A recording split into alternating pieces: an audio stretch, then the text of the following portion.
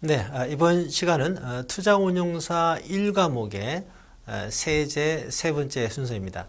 지난 시간에 이어서 소득세 제도 이어지고 있는데 이번 시간은 소득세에서 좀 더 자세하게 이자 소득, 배당 소득 등에 대해서 학습을 합니다. 소득세 제도 끝나면 이제 다음 순서가 양도소득세, 증권거래세, 그리고 절세 전략으로 이제 들어갑니다. 자, 이번 시간도 유익한 강의를 위해서 최선을 다하겠습니다. 자, 지난 시간에 이어서 원천징수 PPT로 진행하겠습니다. 자, 원천징수 제도는 완납적 원천징수와 예납적 원천징수로 구분이 됩니다. 개념 잘 구분하셔야 됩니다. 완납적은요, 말 그대로 분리과세로 완납이 됐다, 납세 의무가 종결됐다 이 얘기입니다. 정확히 말하면 금융소득이 2천만 원 이하일 경우는 14%의 분리과세율, 그죠?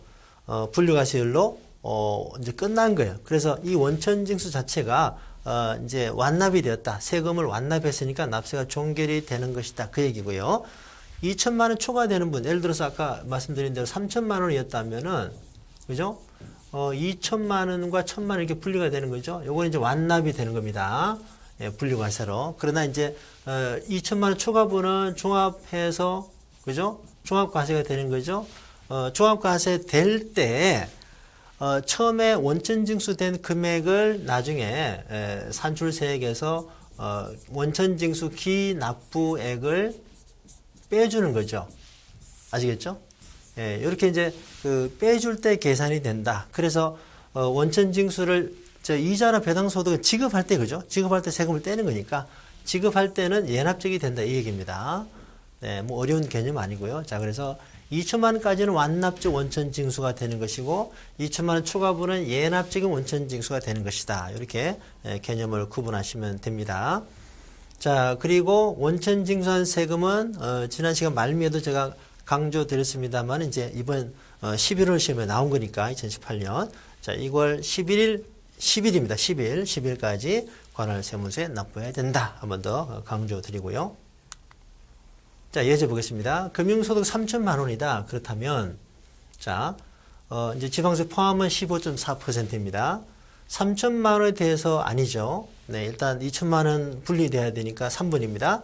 2천만 원까지는 15.4%로 과세하고 납세 의무를 종결하며, 맞죠? 초과분인 1천만 원에 대해서는 타 종합소득에 합산해서 종합과세한다. 이때 이미 처음에 원천징수된 금액을 나중에 감해주는 거, 그래서 예납적이 되는 거죠.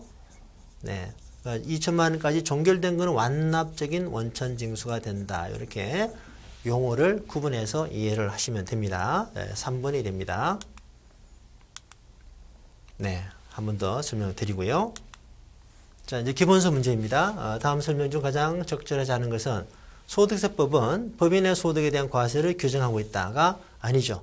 그러니까 개인에 대한 소득이죠. 법인에 대한 소득에 대한 그 과세 규정은 법인세법이 됩니다. 네, 법인세법 별도로 있습니다. 3대 국세가 뭐라 그랬죠? 이거 시험에 나오는 거 아닙니다만 소득세, 법인세, 부가가치세. 예, 납세 의무는 언제 성립이 된다? 과세 기간이 종료하는 때. 그죠? 이렇게 구분하시면 되고요. 소득세법에서는 과세 대상 소득의 범위는 원칙적으로 소득 원천설에 기인한다. 예, 소득세는 열거주의에 기반하고 금융소득의 경우는 포괄주의를 일부 보완했는데 그게 유형별 포괄주의다. 그 얘기고요. 자, 상증세, 법인세는 완전 포괄주의 과세니까 순자산 증가설에 의한 겁니다. 우리나라 소득세법은 종합과세를 원칙으로 하며 분류과세와 분리과세를 인정하고 있다. 맞죠? 예, 세 가지 과세 방식, 종합과세, 여기에 대한 예외로 분리를 해줄 수 있는 거, 분리과세, 처음부터 종합과세 대상이 아닌 거, 분류과세, 세 가지 주의하시고요. 원천징수로서 납세 의무가 종결되는 것은 분리과세다. 그죠? 이게 분리과세의 의미죠. 그러니까 원천징수로 종결되니까 종합과세에서 빠지는 거잖아요. 예, 그 얘기입니다. 자, 1번이 답이 되겠습니다.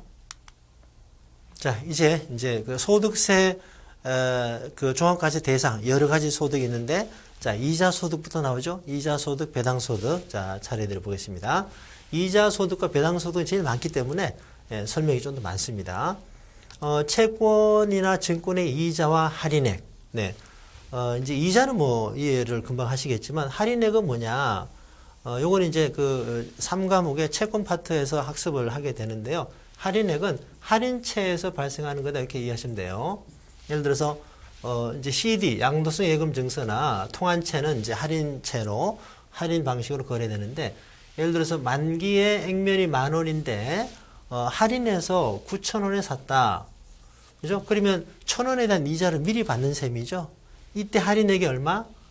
할인액이 1,000원이 되겠죠. 뭐 이자와 같다는 얘기예요. 그러니까 여기에 대해서 이자, 네, 소득세가 적용이 된다라고 이해를 하시면 되겠습니다.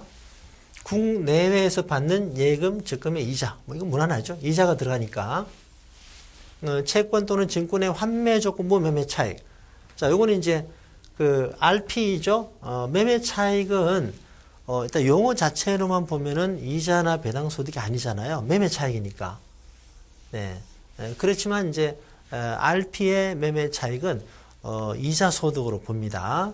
예를 들어서 자, RP를 매도하고 RP를 매수하는데 RP 매도자는 어때요? 매도자가 차입자죠. 이게 차입자가 됩니다. 결론적으로 여기는 이제 대여자, 저축자가 되는데 RP는 어때요? 서로 약정을 하고 하는 거죠. 그러니까 RP 매도할 때 만일에 수익률을 4.0%로 했다. 그러면 재매수할 때 언제 재매수하느냐를 정해놓고 하는 거죠. 예를 들어서 뭐 30일이다 이런 식으로 정해놓고 하는데 그때 4.5로 사겠다. 그러면은 이 RP의 매매 차익이 0.5잖아요. 매매 차익은 형식이지만 이게 사실은 미리 정해놓고 하는 거기 때문에 저축 이자와 같다는 얘기예요. 그래서 이자 소득으로 부과한다 이 뜻입니다.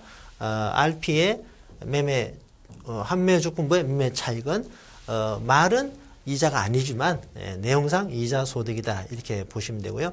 자, 여기서 이제 좀 주의하셔야 될 거는 이자 소득의 종류 이렇게 시험에 잘 나오거든요. 그래서 이자자가 안 들어간 거, 네, 특히 이 세 개는 좀 주의하셔야 되죠. 이자 소득에 해당이 된다는 겁니다. 그리고 저축성 보험의 보험 차익, 보험 차익의 정의는요. 이거는 이제 그 1과목의 금융상품 시간에서 배웁니다만, 자, 보험 차익이라는 거는 보험금, 만기 보험금이, 자, 만기 보험금이 보험금에다가 납입 총액을 뺀 겁니다. 납입 총액. 네, 이것이 이제 보험 차익이 돼요.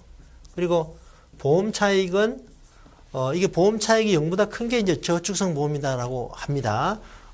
만일에 여기서 보장성 보험의 보험 차익은 이거는 말이 성립이 안 되는 겁니다. 보장성 보험은 보험 차익이라는 개념이 없어요. 그렇기 때문에 만일에 다음 주 이자 소득이 아닌 거에서 보장성 보험의 보험 차익 이러면 틀린 얘기가 되는 거죠.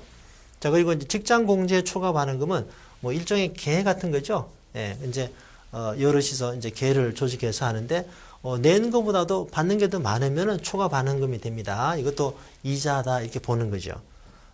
비영업 대금의 이익, 예, 비영업 대금의 이익 이것도 이제 이자 소득으로 봅니다. 네. 그리고 파생 상품의 이익, 그리고 이제 마지막에 유사 이자 소득이 있습니다. 이게 이제 포괄주의다라는 거죠. 지금까지는 다 열거된 겁니다. 이런 종류에 대해서 이자 소득을 부과하겠다. 이게 열거주의입니다. 그런데 이자와 배당 소득에 대해서는 포괄주의가 적용이 되죠. 유형별로. 이제 마지막으로 이와 유사한 이자 소득에 대해서 부과한다. 이거니까 이와 유사한, 그죠? 이와 유사한 이 의미는 뭐냐면은 이자나 배당 소득은 종합소득 중에서 가장 그 양이 많은 거죠. 많이 발생하는 소득이고, 그래서 형태가 열거된 걸로만 포섭할 수 없는 게 있다, 있을 수 있다 이 얘기입니다. 또 새로운 금융상품이 많이 발전될 수 있고 새로 나올 수 있고 하니까 이걸로만 충분하지 않다고 보기 때문에 이와 유사한 이걸 전제를 달아주는 거죠, 마지막에. 그래서 이제 여기에 대해서는 포괄주의가 적용이 되니까 유형별 포괄주의다라고 하는 거죠. 여기에 대해서 유형별 포괄주의다. 이게 이자와 배당 소득의 유형별 포괄주의 개념이 되겠습니다. 일단 여기서는 이자 소득의 종류가 아닌 거 시험 문제 대비를 해야 돼요. 자, 이자 소득에 속하지 않는 거. 뭐 이자가 들어가면 당연히 이자고요. 매매 차익, RP의 매매 차익은 이자라 그랬죠. 저축성보험의 보험 차익 이자라 그랬죠. 집합투자기구로부터의 이익은 배당소득입니다. 여러분이 펀드에 투자하고 펀드에서 이제 수익금이 남아서 환매했다 찾을 때 네, 배당소득세가 부과가 됩니다. 이제 여러분이 예금하고 이자를 받을 때는 이자소득세가 원천징수되고 받고, 펀드에 투자하고 네, 받을 때는 배당소득세가 원천징수되고 받게 되는 거죠. 자, 기본서 문제입니다. 소득세법상 과세 대상 소득은